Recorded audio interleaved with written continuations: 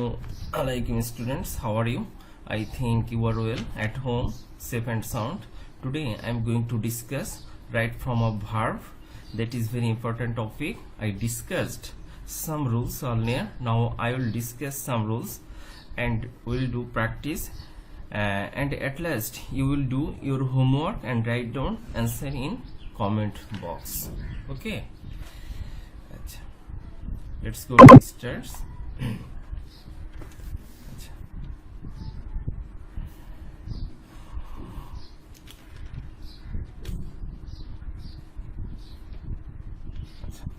আমরা গত ক্লাসে 15টি নিয়ম শিখাইছিলাম। আজকে 16 নাম্বার থেকে আমরা শুরু করব। দেখো এখানে লেখা আছে সিম্পল সেন্টেন্সে দুটি ভার্ব থাকলে দ্বিতীয় ভার্বের সঙ্গে আইএনজি যোগ হয়। তার মানে কি একটা সরল বাক্য, সিম্পল সেন্টেন্স মানে সরল বাক্য, যদি কখনো দুটো ভার্ব থাকে তাহলে দ্বিতীয় ভার্বের সাথে সবসময় আমাদের আইএনজি হয়। যেমন হি স দি বয় পেলে ইন দ্য ফিল্ড। দেখো এখানে সটা হচ্ছে মূল ভার্ব, দি বয় এখানে পেলে আর একটা ভার্ব। তাই বলছি যদি কখনো দুটো ভার্ব থাকে তাহলে আমাদের দ্বিতীয় ভার্বের সঙ্গে আইএনজি যোগ করতে হয়। যেমন হি স দি বয় পেলিং ইন দ্য ফিল্ড। আমরা পরেরটা দেখি আই হার্ড হিম। এখানে স্পিক ব্র্যাকেটে আছে, হিয়ার্ড ফার্স্ট ভার্ব আর স্পিকটা হচ্ছে সেকেন্ড ভার্ব। যদি কখনো আমাদের তাহলে দ্বিতীয় ভার্বটার সাথে আইএনজি যোগ, আই হার্ড হিম এখানে স্পিকিং।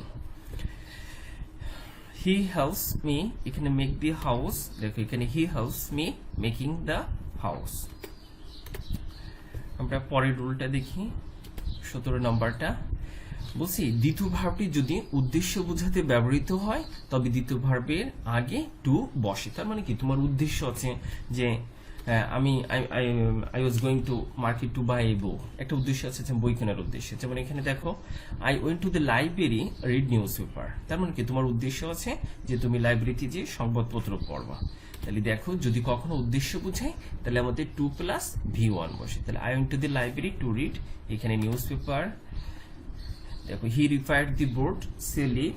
এখানে সে মেরামত করছিল এই বোর্ডটা বিক্রি করার জন্য, তার একটা উদ্দেশ্য যে বিক্রি করবে, এই জন্য এখানে আমাদের টু সেল হবে। আমরা পরেরটা দেখি যেখানে হি ওয়ান্ট এখানে হেল্প মি। এখানে দেখো এখানে he wants to help me. Okay, আমরা 18 নম্বর রুলটা দেখি। সেন্টেন্সটি অ্যাক্টিভ ভয়েস হলে can, could, may, might, shall, should, will, would, must, need, dare, use to, ought to প্রভৃতি মডেল ভার্বের পরে V1 হয়। আমরা দেখি যদি he can do it easily, তাহলে আমরা এর উত্তর যে মডেল ভার্বের পরে সবসময় V1 হয়, ভার্বের 1 নম্বর রূপ হয় প্রেজেন্ট ফর্ম। তাহলে হি ক্যান ডু ইট ইজিলি। আমরা পরেরটা দেখি everybody should respect his parents. আমরা দেখো এখানে everybody should respect his parents. এখানে ইট মে রেইন টুডে, এটা হতে পারে ইট মে রেইন টুডে। আচ্ছা, the boy can work out the sum. The boy can এখানে work out the sum. He could not eat all the mangoes. এখানে he could not eat all the mangoes. আমরা পরের নিয়মটা দেখি 19 নম্বর। দেখো সেন্টেন্সটি প্যাসিভ ভয়েস হলে can, could, may, might, shall, should, will, would, must, need, dare, use to, ought to প্রভৃতি মডেল অক্সিলারি ভার্বের পরে B+ ভার্বের V3 হয়। দি ওয়ার্ক এখানে ক্যান ডু ইমিডিয়েটলি। আমাদের দি ওয়ার্ক হচ্ছে নিষ্ক্রিয় সাবজেক্ট, কোনো অ্যাকশন কাজ করতে পারে না। আসলে কাজ তো নিজে নিজে করতে পারে না, কারো দ্বারা করা হয়। এই জন্য এগুলো সবসময় মনে রাখবা যে যখন সাবজেক্টটা নিষ্ক্রিয় সাবজেক্ট থাকবে তখন সেটা অলওয়েজ এটা প্যাসিভ ভয়েস করতে হয়। যেমন আমরা যদি লিখি তাহলে এখানে দি ওয়ার্ক এখানে ক্যান বি ডান ইমিডিয়েটলি। আমরা পরে দেখি all the mangoes could eat. এখানে all the mangoes could be eaten. পরেরটা দেখি your duty must perform very soon. এখানে your duty must be performed very soon. পরের রুলটা দেখি নাম্বার 20। দেখো সাধারণত it is time, it is high time, wish, fancy ইত্যাদির পরে সাবজেক্ট ও ব্র্যাকেটের মূল ভার্বটি ভার্বের V2 হয়। তার মানে কি পাস্ট ফর্ম হয়। তোমাকে সব সময় চিন্তা করতে হবে যদি কখনো it is time, it is high time, wish, fancy থাকে তাহলে পরের ভার্বটা সবসময় পাস্ট টেন্স হবে। তাহলে আমরা দেখি ইট ইজ টাইম, দেখো এখনই সময়, ইউ ফিনিশ, তাহলে এখানে ফিনিশ আছে, তাহলে আমার ইট ইজ টাইম আছে, তোমাকে ফার্স্টে দেখতে হবে, তাহলে পরের ভার্বটা অবশ্যই পাস্ট টেন্সে, তার মানে কি পাস্ট ফর্ম হবে। তাহলে এখানে it is time you finished a course on English language. পরেরটা দেখি আই উইশ, দেখো আই উইশ আই স্যাং। আর একটা দেখি I wish I win the first prize in the lottery, তাহলে উইশ আছে এই জন্য পরের ভাবটা কি হয়ে যায়, পাস্ট ফর্ম হয়ে যায়। আচ্ছা আই ফ্যান্সি, দেখো আই ফ্যান্সি আই এখানে ফেলেও অ্যামং দি স্টার্স। আচ্ছা আমাদের 21 নম্বর রুলটা দেখি, যদি কখনো মূল ভার্বের পরে টু বি, হ্যাভিং, গট থাকলে ভার্বের V3 হয়। আবার বলি, মূল ভার্বের পরে টু বি, হ্যাভিং, গট থাকলে ভার্বের V3 হয়। যেমন আমরা একটা উদাহরণ দেখি, দি থিপ র্যান এ হ্যাভিং। দেখো এখানে র্যানটা হচ্ছে মূল ভার্ব, তাহলে আমাদের যেহেতু এখানে র্যানটা মূল ভার্ব, তাহলে আমাদের এখানে যেহেতু এখানে হ্যাভিং আছে, তাহলে এর ভার্বটা অবশ্যই কি হবে, পাস্ট পার্টিসিপল হবে বা V3 হয়। The thief ran away having seen the policeman. Principal, এখানে desire, the notice to be, এখানে কি দেবো, হাং দিয়ে দেবো, পাস্ট পার্টিসিপল বসে। The work is to be, দেখো এখানে ডান ইমিডিয়েটলি। মন্তব্য, যদি আবার it is time, it is high time এর পরে যদি ব্র্যাকেটের মূল ভার্ব থাকে, তবে ওই ভার্বের আগে টু বসবে ও ওই ভার্ব অপরিবর্তিত থাকবে। আমাদের সহজ কথা, তোমরা সব আমরা একটু আগে পড়ে আসছি, it is time, it is high time এর পরে যদি কখনো সাবজেক্ট থাকে তখন সেটা পাস্ট ফর্ম হয়। কিন্তু এটা মনে রাখবে, it is time, it is high time এর পরে যদি ব্র্যাকেটের মূল ভার্ব থাকে, তাহলে ওই ভার্বের আগে শুধু টু বসবে। এইটা একটু পার্থক্যটা তোমরা মনে রাখবা, যে it is time, it is high time এর পরে যদি সাবজেক্ট থাকে তাহলে পাস্ট ফর্ম হয়, আর যদি কখনো it is time, it is high time এর পরে যদি ভার্ব বসে, তখন ভার্বটার আগে শুধু টু দিতে হবে। ক্লিয়ার? তাহলে আমরা যদি বলি ইট ইজ টাইম পেলে, দেখো এর উত্তর কি হবে, ইট ইজ টাইম টু পেলে। ওকে, আচ্ছা এখন পরের রুলতে যাই। 22 number, as if, as though, wish ইত্যাদি থাকলে দ্বিতীয় সাবজেক্টের পর বিভার্বের স্থানে কি হয়, ওয়ার বসে। দেখো হি বিহেভস অ্যাজ ইফ, তার মানে কি একটু আগে শিখেছিলাম যে এই ভার্বের পাস্ট ফর্ম হয়, কিন্তু মনে রাখতে হবে যদি কখনো বিভার বসে তখন অলওয়েজ মনে রাখতে হবে ওয়ার হয়। যেমন he behaves as if he were a leader. দেখো I wish I be a millionaire, I wish I were a millionaire. He speaks as if he were the owner of the firm. দেখো এখানে অনেকগুলো উদাহরণ আছে, তোমরা একটু বেশি practice করবা। আচ্ছা আমরা 23 নাম্বার রুলে যাই।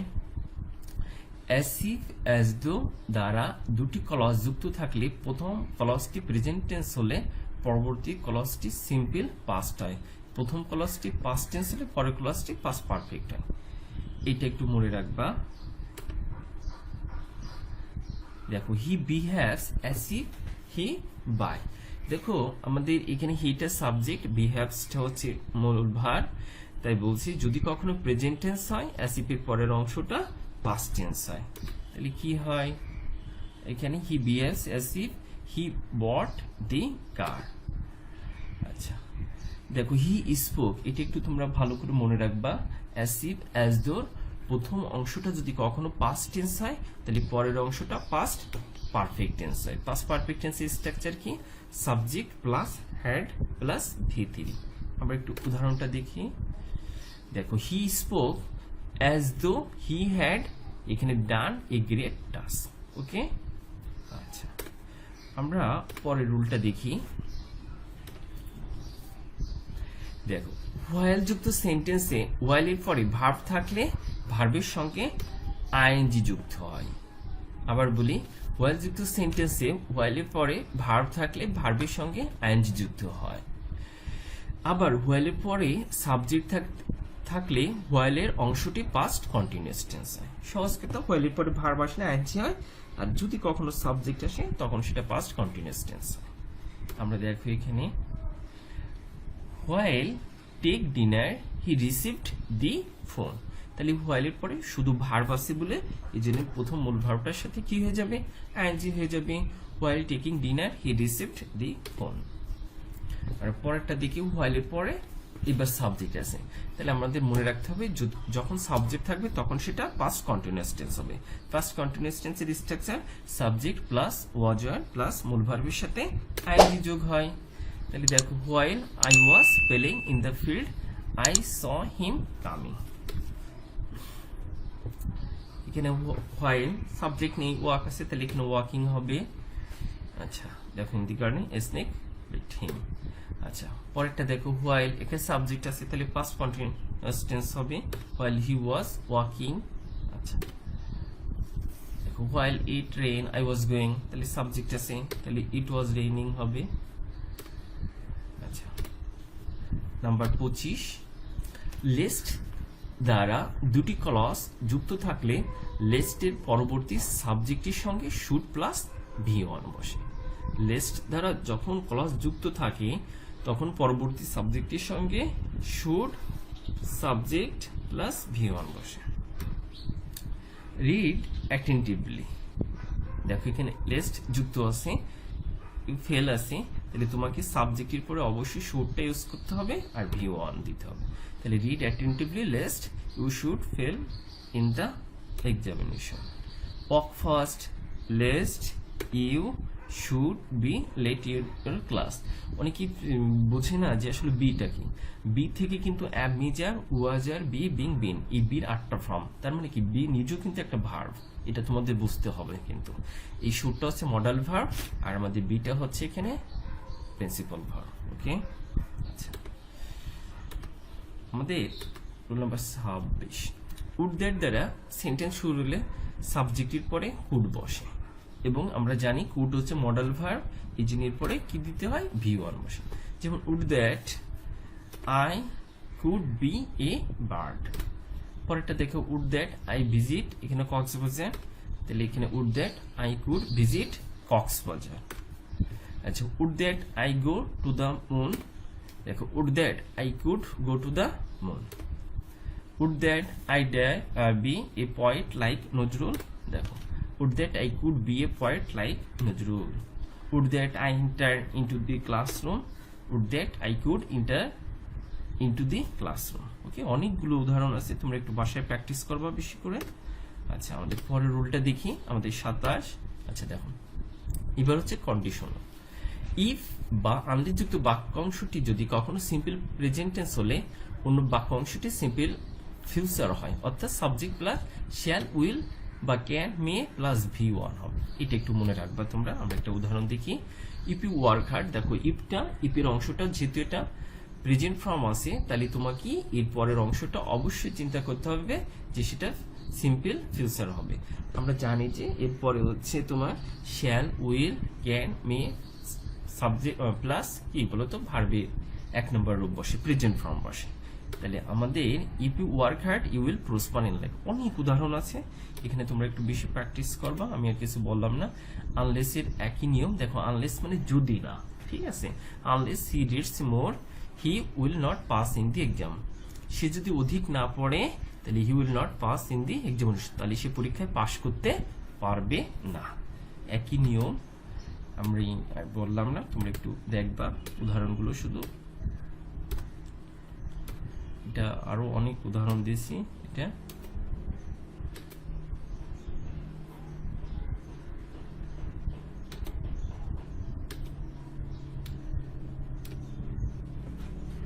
আমাদের রুল নাম্বার 28, ইফ আনলেস যুক্ত বাক্যাংশটি সিম্পল পাস্ট টেন্স হলে অন্য বাক্যাংশটি হবে পাস্ট কন্ডিশন। সহজ কথা, ইফের অংশ যদি পাস্ট টেন্স হয় তাহলে পরের অংশ subject would could might plus V1 বসে। আমরা একটু উদাহরণ দেখি, দেখো ইফ হি এগ্রিড, এই ইফের অংশটা যেহেতু এটা পাস্ট টেন্স আছে তাহলে আমাদের এই অংশটা কি হবে সিম্পল কি হবে বলতো, এখানে আমাদের পাস্ট কন্ডিশন হবে। ওকে তাহলে আমাদের এখানে if he agreed I would এখানে গিভ দি মানি। পরেরটা দেখো if you study you would get a good result. আর পরে দেখো এখানে অনেক উদাহরণ আছে, তোমরা উদাহরণগুলো একটু অনুসরণ করবা, খাতায় লিখবা, তাহলে তোমাদের বুঝতে আরো ভালো হবে। তোমরা আগে নিজেরা লিখে নিজে নিজে এরকম প্র্যাকটিস করবা, তাহলে তোমরা আশা করি আরো ভালো করে শিখতে পারবা। 29 ইফ এ 3টা নিয়ম মনে রাখবা। ইফ আনলিযুক্ত বাক্যাংশটি পাস্ট পারফেক্ট হলে অন্য বাক্যাংশটি হবে পারফেক্ট কন্ডিশন, অর্থাৎ would have might have plus V3 হয়। আমাদের দেখো if you had finished it sincerely, দেখো ইফ এর অংশ যেহেতু এটা পাস্ট পারফেক্ট আছে, তাহলে আমাদের পরের অংশটা কি হবে, would have might have plus V3। তাহলে আমাদের দেখি if you had finished it sincerely you would have got a profit. Okay, আমাদের সবসময় কিন্তু উড হ্যাভ মাইট হ্যাভ এর পরে পাস্ট পার্টিসিপল হবে, এটি একটু মনে রাখবা।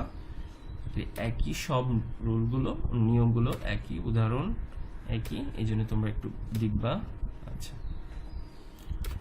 আচ্ছা, এরপরে দেখো নাম্বার 30, টু এর পরে ভার্বের ভি হওয়া নয়।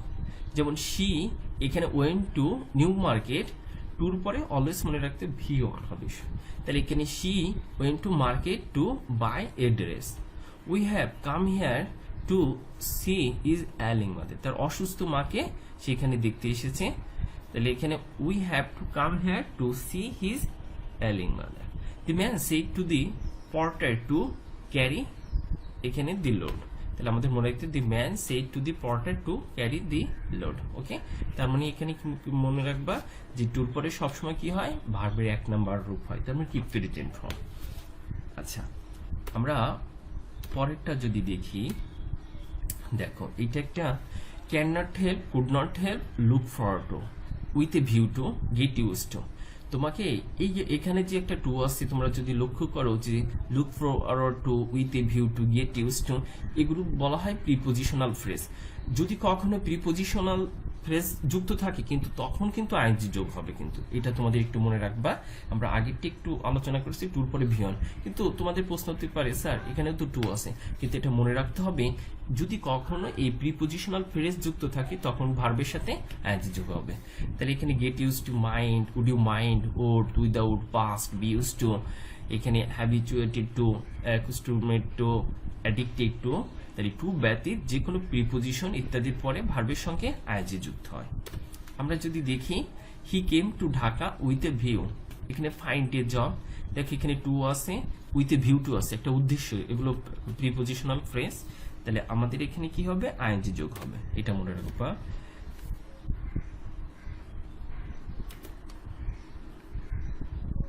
আচ্ছা, এটা লাইনটা আসলে একটু কেটে গেছে একটা।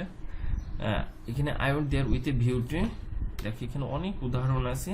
আই লুক ফর টু, এখানে get your reply, I look for to, এখানে ফার্স্ট, উড ইউ মাইন্ড, এখানে মাইন্ড আছে, দেখো এখানে আই ক্যান নট হেল্প, এখানে হি কুড নট হেল্প, এখানে দেখো এখানে উত্তর আছে প্রথমটা, দেওয়া আছে ফাইন্ডলি, সবগুলোই আইএনজি যোগ হবে। তোমরা একটু এগুলো বেশি বেশি করে প্র্যাকটিস করবে। আচ্ছা, আমরা এবার একটা প্র্যাকটিস করব। আসলে দেখো এখানে একটা ইংলিশ, যেটা তোমাদের আগে ফার্স্টে যখন আমরা এটা করব তখন সবসময় চিন্তা করবা যে এটা প্রেজেন্ট টেন্স নিয়ে কথা হয়েছে না এটা পাস্ট টেন্স নিয়ে কথা হয়েছে। তোমাকে সবচেয়ে যখন এই রাইট ফ্রম ভার্বটা করতে যাবা তখন ফার্স্টে এই আইডেন্টিফাইটা করে নিবা যে এটা বর্তমান নিয়ে আলোচনা করা হচ্ছে না অতীতকাল নিয়ে আলোচনা করা হচ্ছে। আচ্ছা দেখো, ইংলিশ ড্যাশ, এখানে বি আছে, আমরা জানি বির রূপ হচ্ছে যেমন am, is, are, was, were, be, being, been, 8টা ফর্ম কিন্তু এটা। তো যদি কখনো প্রেজেন্ট টেন্স হয় তখন আমাদের সবসময় এম, ইজ, আর ইউজ করতে হবে। যেহেতু এখানে গ্লোবাল ল্যাঙ্গুয়েজ, ইংলিশ এখন আমাদের হচ্ছে কি বলতো এখানে যে English is a global language, ইংরেজি হচ্ছে একটা বিশ্বজনীন ভাষা। সো উই ড্যাশ এখানে learn it for our greater interest.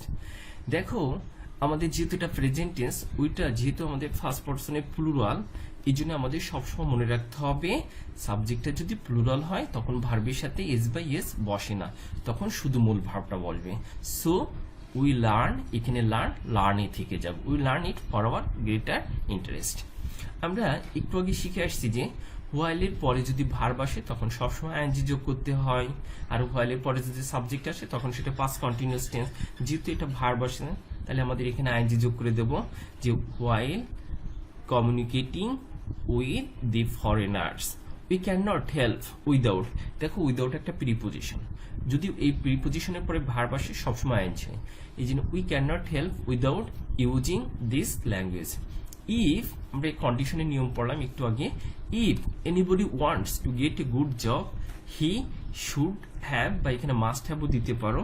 আসলে আমাদের শুড হ্যাভ হচ্ছে কারো কোনো কিছু থাকা উচিত, এই অর্থে হচ্ছে শুড হ্যাভটা ইউজ হয়, আমাদের মনে রাখতে হবে। If anybody wants to get a good job he should have a good command on it. Without আবারও একটা মনে রাখতে হবে, উইদাউট হচ্ছে preposition. Without achieving a good skill no one can be successful in life. এখানে আমাদের পারা অর্থে হচ্ছে ক্যান ইউজ করতে হয়, যে no one can be successful in life. Okay, আমাদের এখানে উত্তরগুলো দেওয়া আছে, তোমাদের বাসায় এটা একটু হোমওয়ার্ক দিলাম, তোমরা একটা বাসায় লিখবা, এই দুটো করে কমেন্ট বক্সে শুধু উত্তর লিখে দিলেই হবে। ওকে, থ্যাংক ইউ, সবাই ভালো থেকো, আজ আর নয়, নো মোর টুডে।